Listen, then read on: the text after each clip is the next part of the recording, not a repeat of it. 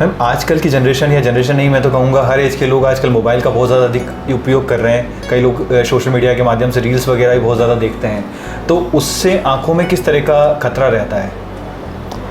Mobile के समय excessive usage के हम साइड इफ़ेक्ट्स हर दिन देखते हैं अपने ओपीडी में। हम अगर बच्चों से शुरू करें तो ये उन पर सबसे ज़्यादा हानिकारक होता है। हर बच्चा, चाहे वो 2 साल का है या 4 साल का है या 10 साल का है, उनके पेरेंट्स यही लेके आते हैं कि ये मोबाइल बहुत ज़्यादा दिखता है। अभी तक बहुत कोई डेटाज नहीं है, बट चश्मे के नंबर डेफिनेटली डिजिटल यूजेज से बढ़ते हैं, क्योंकि वो हमारे मायोपिया को इंड्यूस करते हैं। जितना बच्चा गैजेट पे रहता है उतना वो बाहर कम खेलता है, तो वो दोनों चीज़ें उसको प्रीडिस्पोज कर रही है। ओके, तो इसकी वजह से कोई पर्टिकुलर कोई बीमारियाँ भी होती हैं?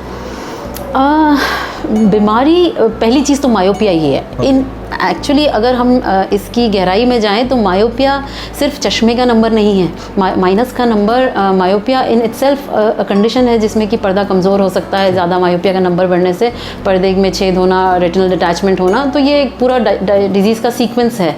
और उसके अलावा आँखें जब बच्चे रगड़ने मसलने लगते हैं तो रगड़ने से कॉर्निया संबंधित बीमारियाँ जिन्हें केराटोकोनस कहते हैं उनकी भी प्रोबेबिलिटी बढ़ जाती है।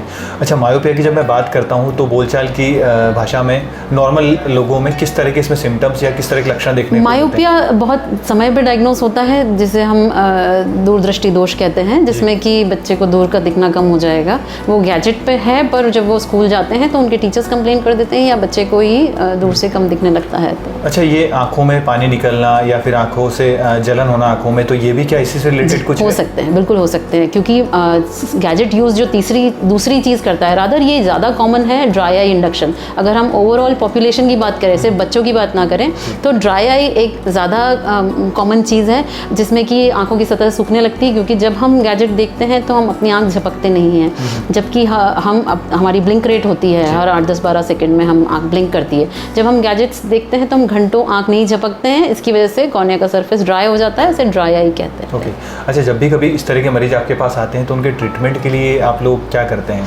पहली चीज़ हम उन्हें बोलते हैं गैजेट का यूज़ मिनिमाइज़ करिए, बट कई लोग प्रोफेशनली 10-12 घंटे, बैंकर्स या जो इस IT सेक्टर में है वो नहीं अवॉइड कर सकते हैं इसे, तो हम उन्हें हमेशा बोलते हैं कि आप 20-20-20 रूल अपनाइए। हर 20 मिनट में 20 सेकंड का ब्रेक लेना है, 20 फीट दूर देखना है। This is a very logical thing which they can do. इसके अलावा बीच बीच में खुद ही ब्रेक ले लें, उठ जाएँ, आँख झपकना याद रखें, स्क्रीन का लेवल थोड़ा सा ऊँचा ना रखें, थोड़ा सा नीचा रखेंगे तो आई का क्लोजर मेंटेन रहता है।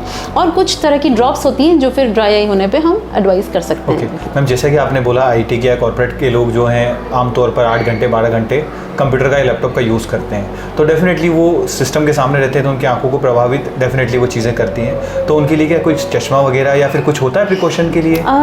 चश्मा उन्हें बेसिकली चश्मा डायरेक्टली आँख को या ड्राई आई को प्रिवेंट नहीं करता। चश्मा एक बैरियर बना देता है जिस पे एंटी रिफ्लेक्शन कोटिंग होती है। वो एंटी रिफ्लेक्शन कोटिंग थोड़ी सी अगर आपकी स्क्रीन का ब्राइटनेस ज़्यादा है उसे थोड़ा रिफ्लेक्ट कर देती है, तो आपको थोड़ा सा आराम रहता है।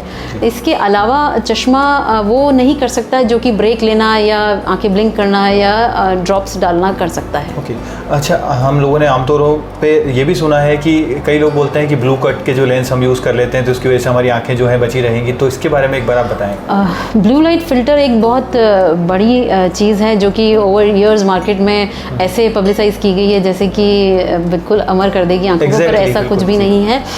मैं जितना हम लिटरेचर देखते हैं ऐसी कोई अभी तक स्टडीज़ नहीं जिसमें कि ब्लू लाइट फ़िल्टर से हमारी आंख का कोई बचाव हो सकता है। ब्लू लाइट सिर्फ और सिर्फ सर्कैडियन रिदम फ़िल्टर हेल्प करती है। इसका मतलब जो देर रात तक गैजेट पे रहते हैं और उनको नींद की कोई इशू हो तो ब्लू लाइट फ़िल्टर से थोड़ा सा सर्कैडियन रिदम बेटर हो सकती है। इसके अलावा कोई अभी नोन डेटा नहीं है। धन्यवाद।